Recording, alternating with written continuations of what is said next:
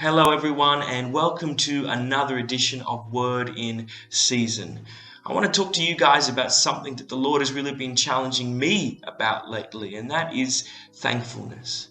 I'm making my way through a devotion by Paul David Tripp called New Morning Mercies, and on one of the mornings he talks about thankfulness, and he says something that really challenged me. He says the DNA of joy is thankfulness. And I thought about that for a while, actually. It just happened to be a Tuesday, and on a Tuesday once a month here at Mounties, all of the pastors take the morning to go and to spend time with God and to hear from Him. And so I spent that morning sitting by a lake thinking about that statement. The DNA of joy is thankfulness. You know, as I sat there, I was just reminded again of how incredibly blessed we are. We live in one of the most beautiful places around the world, and that's not an exaggeration. This is a place of peace and prosperity, a place of equality and freedom. I mean, even now in different parts of Australia, people are in lockdown, and here we are living our lives in complete freedom. You look at what's happening in Afghanistan. You look at the suffering that's taking place in so much of our world, and it highlights how truly blessed we are. And then you add on top of that the opportunity that we have to walk in relationship with the God of the universe and the sheer game changer that is. Because we are walking with a God who loves us, a God who's for us, a God whose greatest desire is to lead us into joy and into a fullness of life. You add that layer, that component to it, and you realize how incredibly blessed we are.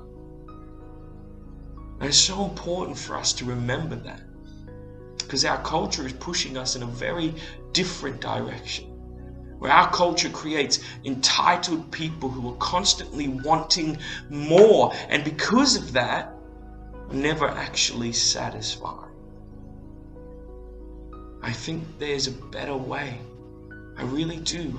I think that doesn't actually lead people into joy, because I truly believe the DNA of joy is thankfulness, gratitude, worship.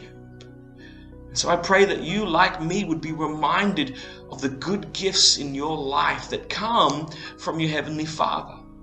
James says every good and perfect gift comes from above.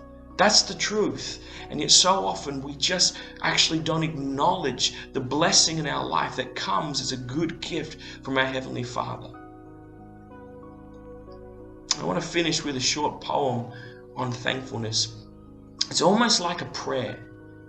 And I want to read it out to you. It's on thankfulness. It says, I wish I always carried it with me. I wish it always shaped the way that I looked at life. I wish it directed my desires. I wish it was the natural inclination of my heart. I wish remembering your boundless grace would silence my grumbling. I wish my worship of you, my trust of you, my rest in you would drive away all complaint. If my heart is ever going to be freed of grumbling and instead ruled by gratitude, I need your grace. Grace to remember, grace to see, grace that produces a heart of humble joy. That's my prayer for you, but it's also my prayer for me, that I would take hold of joy as I also take hold of thankfulness.